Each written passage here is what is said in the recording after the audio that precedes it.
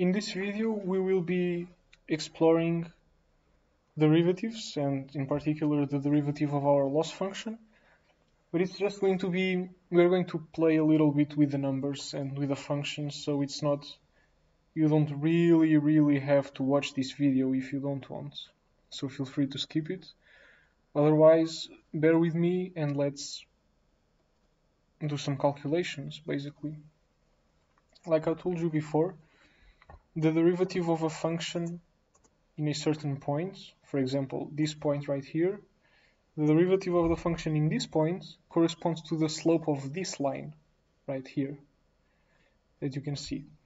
And we can approximate this slope numerically, and it's actually from this approximation that the actual mathematical formula is derived. But in our programming language and in our interpreter, we can test this numerical approximation. And in order to do so,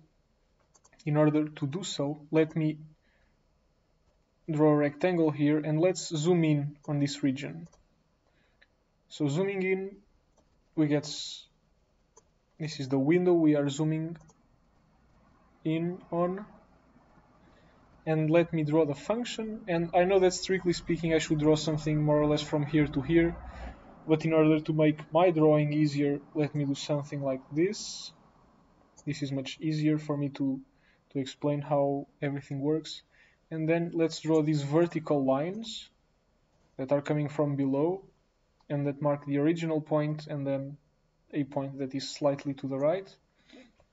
So let's say this is the line of the original point and this is the other one. Okay. This point right here, let's call it A, but not in red. I prefer black. Okay, let's call this point A. And we can see that the original derivative of the function is going to be the slope of this line right here, more or less. If I adjust it slightly, I think, okay, it's going to be more or less the slope of this line. And I'm going to approximate this slope by instead computing the slope of the line that goes through this point and this point. So I'm going to draw this line, except it should go through this point right here.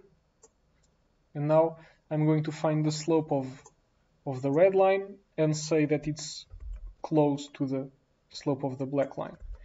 And I'm not lying that much, you know, but I think we can make this even better. And for that sake, what we can do is choose a point, a second point that is closer to the original one. So if I choose this point over here, so the point at the bottom here, and I draw this vertical line, then I can approximate the black line in here. I can approximate it by the line that goes through A and the green point, so something more or less like this.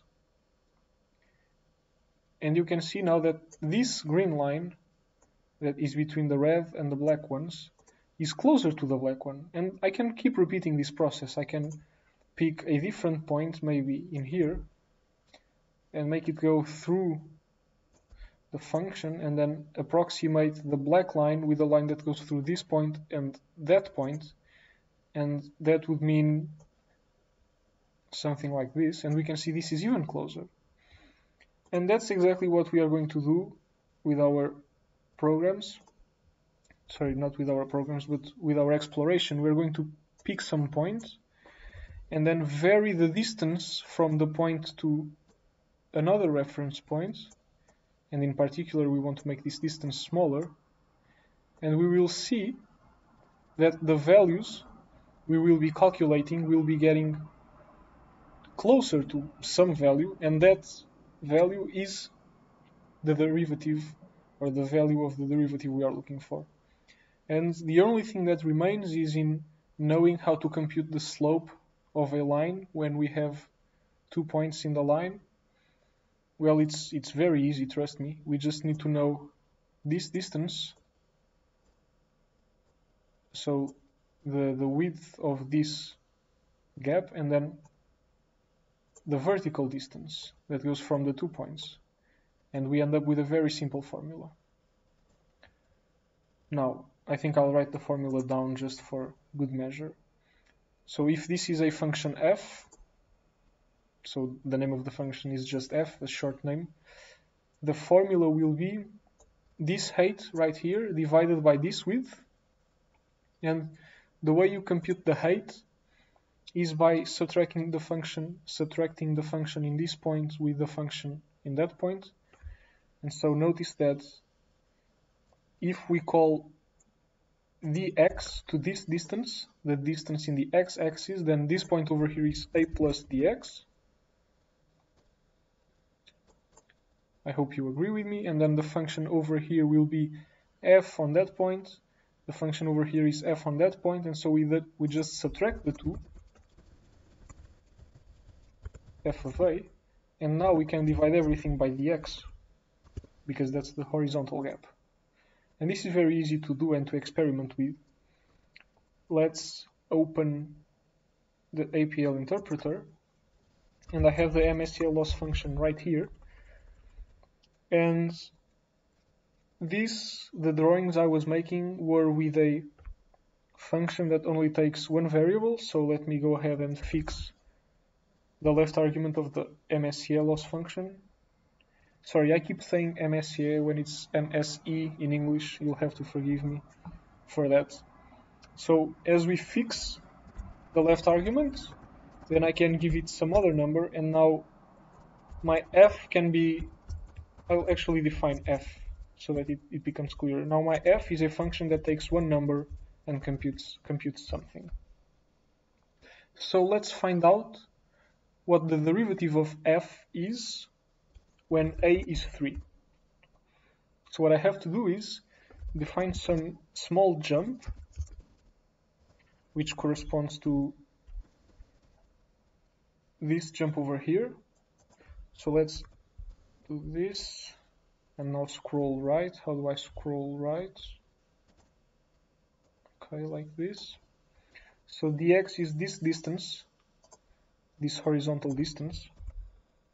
We have to make it smaller because the smaller it gets, the more accurate our value will be. And then we have to do this subtraction right here and then the division. And we're going to do this quite often, so let me go ahead and define an operator to derive the function for us. So the left operand is going to be f, and what we will be doing is taking some point, so the value of a here, this will be f, and this will be dx. So this is how we want our operator to be called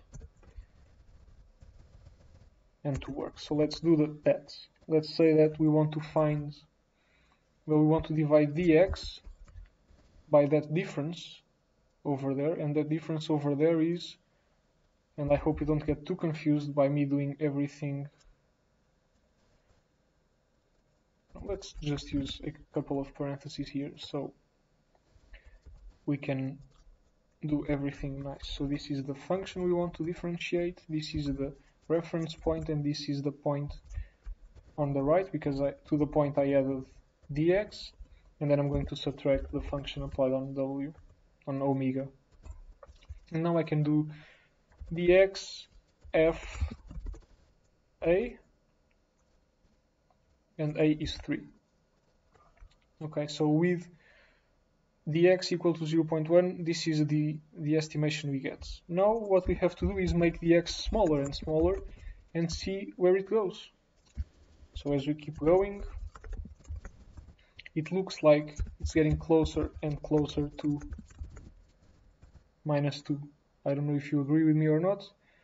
And actually, in the next video, when we implement the MSC derivative, we will see that this is in fact the -2 is in fact the real value.